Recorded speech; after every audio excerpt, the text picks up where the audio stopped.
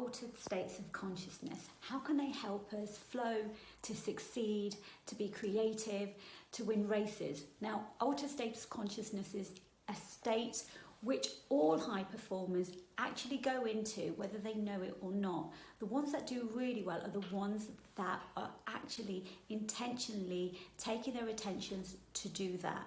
Now, there is a way.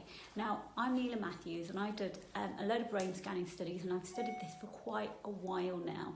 I was at a meeting with the British Psychology Society recently, but I also deal with altered states of consciousness with the work that I do with an institute called the Intuitive Intelligence Institute, and it's all about altered states of consciousness. Now, it's not mystical, it's actually something that we should all be doing consciously. All it means is that if you imagine that your brain and the way that we work has gears to the brain. So often when we're in a stress state, we're in almost gear 1. So that's kind of high beta. Now, most of the time when we're doing linear work and we want to think and we're being analytical, we turn it to low beta. Now, they're just gear 1 and 2. Now, if you want to do anything that's remotely creative, and let's think about this, creativity and flow are the key states that CEOs within lots of research have actually proved raises their capacity to think flexibly, be cognitive, strategically problem solve. And Mackenzie's did a beautiful piece of research that just showed that when you're in a state of flow, you can strategically problem solve, and that capacity increases 500 times. This is Mackenzie's here. But let's move away back to altered states of consciousness. All we're doing is learning to switch the gears of the brain to the ones that allow us to be in a, let's call it a zone, it's called a flow, which was termed back in the 70s by someone called Csikszentmihalyi, where you're actually taking your brain into called alpha state. Now, within this sort of gear 3, this is where we really start navigating to amazing places. When we are meditating, when we are in heightened focus, we take ourselves to something called theta. Now, you can intentionally do that. When I do work with clients and I'm using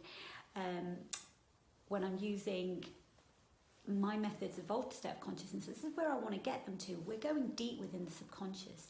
When I did my brain scanning studies, it's really clear that your subconscious is what acts first. Now, there are other things that act way before that, which is why, although we want your brain to be in altered state of consciousness, it's actually your body and your heart and your being that takes you there, which is why it's really important to almost lose that sense of self and get into our body.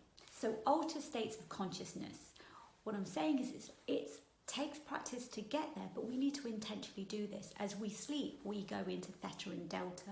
When we have our aha moments, we get into something called a gamma, but you have to be in the theta state in order to get to that aha moment, which is in the gamma state. Again, for me, it's all about crossing into gear 3, which is that alpha bridge, and we need to train ourselves to do that. But you have to remember that a lot of the time we're in either stress or fight or flight or uncertainty and we're in risk, it's really hard to get into a creative area, because actually creativity for your brain feels like it's risky. It feels like we're going to push our limits, and so it doesn't want to go there. So we have to do certain things in order to do that. The good thing is there's lots of things we can do within our own physiology and our body and our movement to get ourselves into a state of flow. That's all I really wanted to say today, because altered state of consciousness came up with a client today who was surprised that, this week, he was surprised that we took her there. She was really pleased. And maybe I didn't mention it, but altered states is not a mystical state. Altered state is something that we do all the time through the day. All we're really learning to do is how to use those states for our own favour. So if you're someone that strategically problem solves, you're creative, you're a high performer, you want to be a high performer, and even if it was none of that, you just want self-mastery. You need to be able to learn how to navigate your brain through other parts of you. So the brain thinks it's in control. It really isn't. You are. And that leads some other places, which I'm not going to talk about today, other than to say there is so much research. It's altered states of consciousness to help you flow.